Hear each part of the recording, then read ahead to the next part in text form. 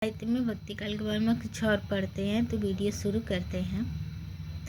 कासिम शाह और उनकी रचनाएं। ये दरियाबाद बाराबंकी के रहने वाले थे। ये संवत 1788 सन 1731 में विद्यमान थे। इनके पिता का नाम अमान उल्लाह था। इन्होंने हंस जवाहिर नामक एक कहानी लिखी है, जिसमें राजा हंस और रानी जवाहिर की कथा है। इस पुस्तक की भाषा अवधी है। कथा की दो पंक्तियाँ। कथा जो एक गुपत मह रहा, सो परगट उधार मैं कहा, हंस जवाहिर विधि अतौरा, निर्मल रूप दो सो दई सवारा। नूर मोहम्मद और उनकी रचनाएं। ये जौनपुर के सबरहद नामक स्थान के रहने वाले थे। बाद में ये सबरहद से अपनी ससुराल भादो जिला आजमगढ़ चले गए और ससुर को कोई वारिस न होने के कारण ससुराल में ही रहने लगे थे। नूर मोहम्मद के भाई मोहम्मद शाह सबरहद में ही रहे। नूर मोहम्मद के दो पुत्र थे, गुलाम हसनैन और नसरुद्दीन। नूर मोहम्मद फारसी के अच्छे आलिम थे और फारसी में इन्होंने एक दीवान के अतिरिक्त रौजतुल हकायत आदि पुस्तकें लिखीं। इन्होंने सन 1744 में इंद्रावती नामक एक सुंदर आख्यान काव्य लिखा, जिसमें कलिंजर के राजकुमार राजकुंवर और आगमपुर की राजकुमारी इंद्रावती की प्रेम कहानी है। इंद्रावती की भाषा अवधी है।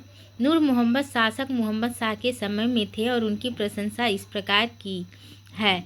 करो मोहम्मद शाह बखान, सूरज है देही ली सुल्तान। कवि ने जायसी के पहले के कवियों के अनुसार 5-5 चौपाइयों के उपरांत दोहे का क्रम रखा है। आचार्य शुक्ल कहते हैं कि इंद्रावती को सूफी पद्धति का अंतिम ग्रंथ मानना चाहिए। इनका एक और ग्रंथ फारसी अक्षरों में लिखा मिलता है, जिसका नाम है अनुराग बांसुरी। इसकी भाषा अवधी और सूफी रचनाओं में बहुत अधिक संस्कृत गर्भित है। इंद्रावती की रचना करने पर शाह नूर मोहम्मद को समय समय पर यह उपालंब सुनने को मिला था कि तुम मुसलमान होकर हिंदी भाषा में रचना क्यों करते हो। इसी कारण अनुराग बांसुरी के आरंभ में उन्होंने यह सफाई दी है, जानत है वह सिरजनहारा, जो कुछ है मन मनन हराम हमारा। हिंदू मग पर पाव न राखो, का जो बहु हुनर तय हिंदू भाखो, मन इस्लाम मिली कले मजाऊ, दीन जेवरी कर कग भाजेऊ। अनुराग बांसुरी की रचना 1764 ईस्वी में हुई। कवि ने इसकी रचना अधिक पांडित्यपूर्ण रखने का प्रयास किया है। इसका विषय तत्वज्ञान संबंधी है। शरीर, जीवात्मा और मनोवृत्तियों को लेकर रूपक खड़ा करने की कहानी बाधी है। इस पुस्तक की एक महत्वपूर्ण विशेषता यह है कि चौपाइयों के बीच दोहे न लिखकर बरवे का प्रयोग किया गया है। इस पुस्तक में ऐसे संस्कृत शब्दों का प्रयोग किया गया है जो सूफी और सूफी कवियों में नहीं आए। इस रचना में कहीं कहीं ब्रज भाषा का भी प्रयोग मिलता है। अनुराग बांसुरी की भाषा अवधी मानी जाती है। नूर मोहम्मद अनुराग बांसुरी की प्रशंसा इस तरह करते हैं, यह बांसुरी सुने सो कोई, हृदय स्रोत खुला जही होई। अन्य महत्वपूर्ण प्रेमा व्याख्यान काव्य एवं कवि। छिताई वार्ता। नारायण दास ने 1590 ईस्वी में छिताई वार्ता नामक प्रेमाख्यान की रचना की थी। इस पुस्तक में देवगिरी के राजा राजदेव यादव की पुत्री छिताई एवं ढोल समुद्रगढ़ के राजकुमार की प्रेम कथा का वर्णन है। इसकी भाषा राजस्थानी मिश्रित ब्रजभाषा है। इस पुस्तक के कई प्रसंग पद्मावत से प्रभावित है। इस पुस्तक में दोहा चौपाई शैली का प्रयोग किया गया है। कवि ने बीच बीच में लोक नीति संबंधी बातों को भी निर्देशित किया है।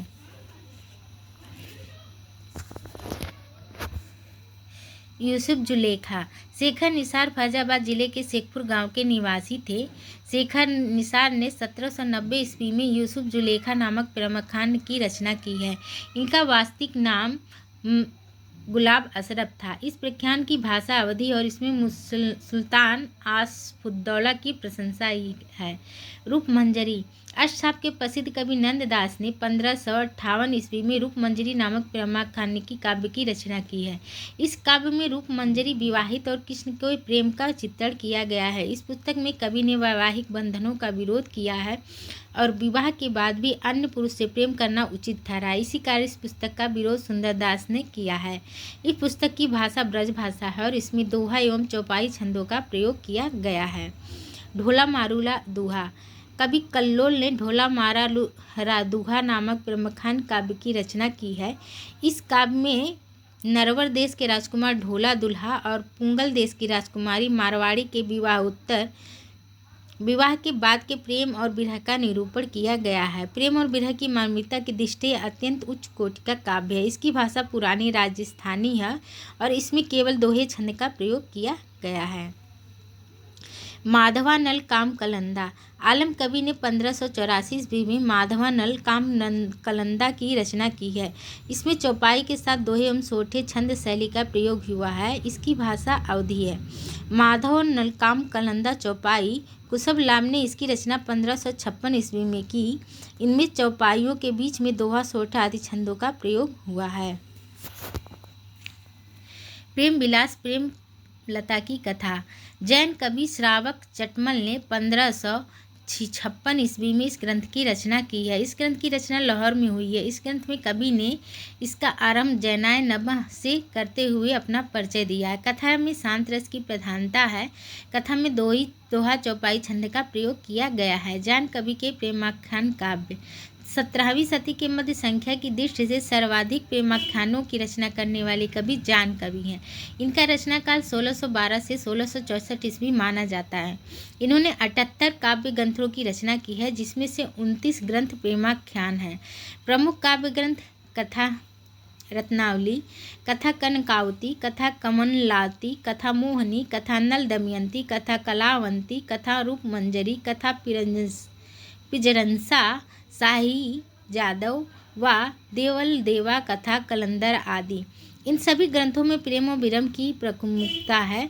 जैन कवि ने फारसी के लैला मजनू आख्यान को लेकर ग्रंथ लैला मजनू काव्य की रचना की है। जैन कवि की भाषा राजस्थानी प्रभावित ब्रजभाषा है। छंद योजना में दोहा, चौपाई के अतिरिक्त कवित, सवैया आदि का प्रयोग हुआ है। नरपति व्यास ने नल दमयंती नामक प्रेमाख्यान की रचना 1625 ईस्वी में की है। मुकुंद सिंह ने नल चरित नामक प्रेमाख्यान की रचना 1641 ईस्वी में की है। दोनों ग्रंथों में दोहा, चौपाई छंद का प्रयोग हुआ है। काव्यत्व की दृष्टि से इनका रचना स्तर साधारण है। ख्वाजा अहमद नूर जहाँ और कबीर नसीर की प्रेम दर्पण प्रमुख व्याख्यान काव्य है। रस रतन प्रेमाख्यान काव्य के रचयिता पुहर कवि हैं।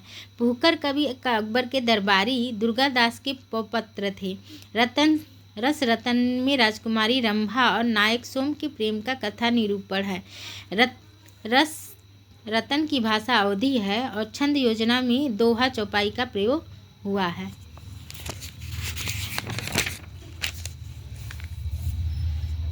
प्रसिद्ध व्याख्यान एवं उनके कवि कालानुक्राम।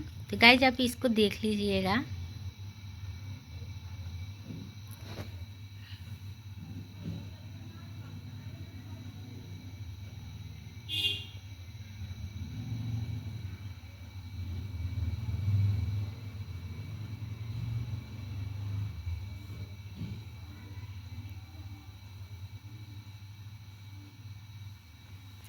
सूफी काव्य की विशेषताएं।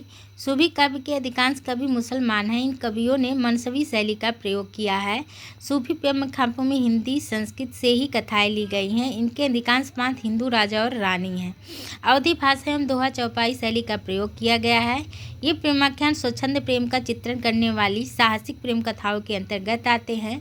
सूफी प्रेमाख्यानों का नामकरण प्राय नायकों के नाम पर लिखा गया है। प्रेमाख्यानों में स्वप्न दर्शन, चित्र दर्शन, मंदिर या पौन में नायक नायिकों का मिलन, अलौकिक शक्तियों द्वारा सहयोग, उड़ने वाली राजकुमारियों जैसी घटनाओं का बहुतायत रूप में वर्णन किया गया, अर्थात कथानक में रूढ़ियों का प्रयोग किया गया है। सूफी काव्यों में लौकिक प्रेम के माध्यम से अलौकिक प्रेम का वर्णन किया गया है। सूफी काव्यों में भौतिक सुख को त्याग कर ईश्वर से प्रेम करने का संदेश दिया गया। गाइस आज के लिए बस इतना ही। वीडियो अच्छी लगी हो तो मेरे चैनल को सब्सक्राइब करें, लाइक करें, शेयर करें और फॉलो करें। गाइस आज इतने में हमने भक्ति काल पढ़ा। अगले वीडियो में हम इससे जुड़े कुछ क्वेश्चन पढ़ेंगे।